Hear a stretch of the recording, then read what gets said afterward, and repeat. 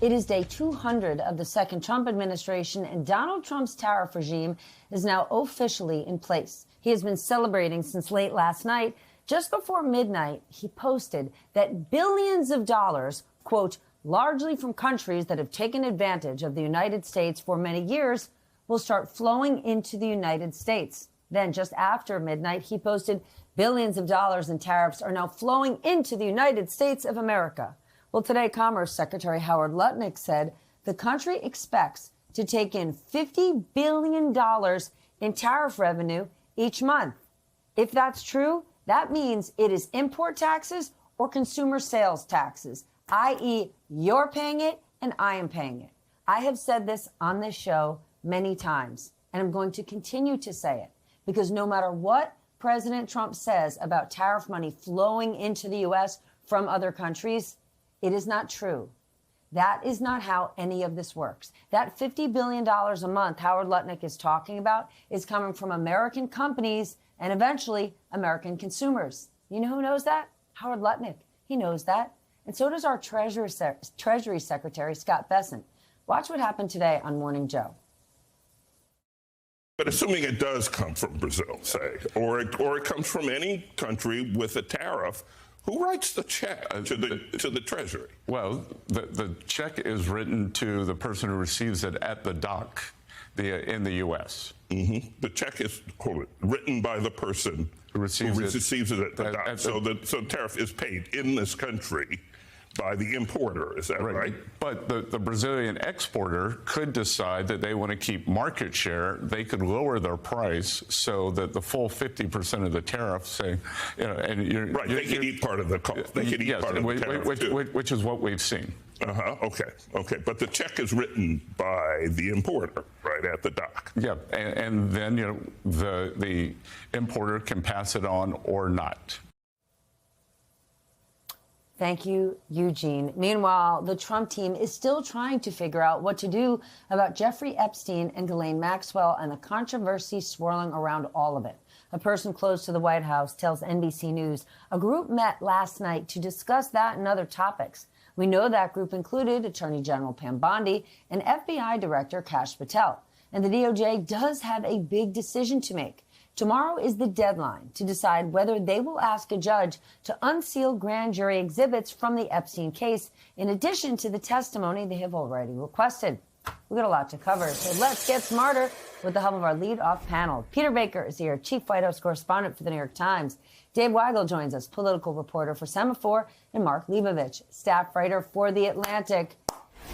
Peter, let's start with this. The White House knows they need a clear and concise and unified Epstein strategy. But Kash Patel and Pam Bondi have certainly not been on the same page. They have been on opposite ends since this issue has been in the forefront over the last couple of months. Do we have any idea what happened last night? What are you hearing?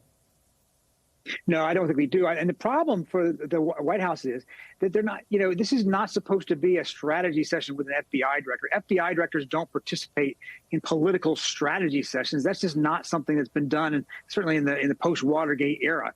And it just goes to show how different this administration is, right? The people who are actually supposed to be investigating this generally don't show up, sit down with the person who may be in the files, who is in the files, and who has a certain stake in what happens if these files are released. And yet here we are. This is, meant to be an all hands on deck kind of situation, because it is turned out to be the one brush fire that Donald Trump hasn't been able to put out, because it's raging among his own supporters. Let's stay right there, because we all saw that Nebraska Republican having a town hall last week, heckling, getting question after question about Epstein. Given the meeting we saw last night, given that the White House realizes this thing is not going away, Dave, what are they going to do? The plan is still to wait this out in the Congress. Democrats have very aggressively been raising it. Robert Garcia, their new oversight leader, issuing subpoenas. Democrats have not dropped this. I was in Michigan for much of the week covering Democrats, and it's not tip of their tongue, but it is something everybody understands. That they kind of lead Democrats with policy, lead with prices, lead with how Trump didn't keep promises. By the way, have you heard about this Epstein promise that he didn't keep? And so how can the White House smother this? You've seen what they've done. Bring up other stories, reveal other information, or release other information to try to get people off of the scent. What they've had really for the first time in this second presidency is a Democratic Party that is not giving up the bone and is continuing to talk about it. Okay, so right now we're thinking it's all going to be about these grand jury transcripts, but they're not likely going to show that much. Much of the case is already in public.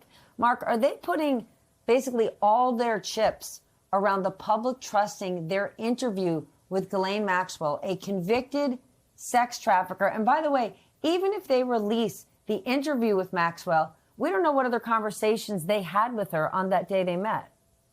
Yeah, I don't think they're putting all of their stock in that, but they do see that, I think, as a kind of variable here. They see this as something that can, maybe muddy the waters more, and people can maybe look at this and say, oh, wow, they are being transparent, which I think, sort of is beyond what most people, who have been paying close attention to this would believe. I mean, I think to Peter's point earlier, I think what we saw in the White House, or whatever the strategy session was yesterday, it's important to point out, this was not a legal strategy session. This was not even a political strategy session. This was a damage control session from what we can tell. And again, these are not usually the players who are involved in something like this. So I think, more to Dave's point, this is sort of a play, run out the clock kind of thing, and hope that while people are in August at home, this will sort of fizzle out a little bit until everyone gets back.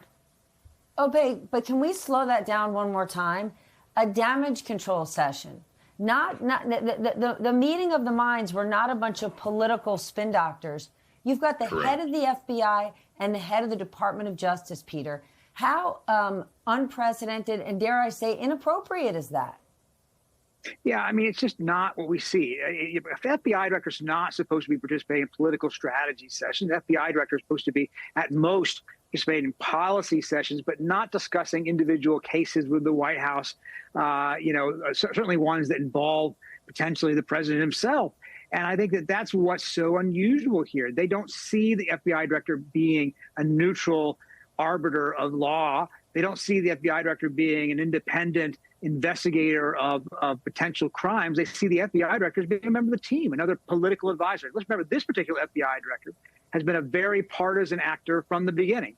He wrote a book called Government Gangsters, trashing everybody who went after Donald Trump, trashing career officials, trashing Democrats, and even a lot of Republicans. He promised, in fact, to go after people who were perceived to be the president's enemies before he was even named as FBI director. He is not, a career law enforcement official who is trying to uphold the system. He's somebody who is on the team. That's why he's in that meeting, what Mark rightly called a damage control meeting. And for that matter, the Attorney General is generally not supposed to be engaged with the White House over specific cases either. Usually an Attorney General, obviously a political appointee, but usually deals with the White House about broad policy.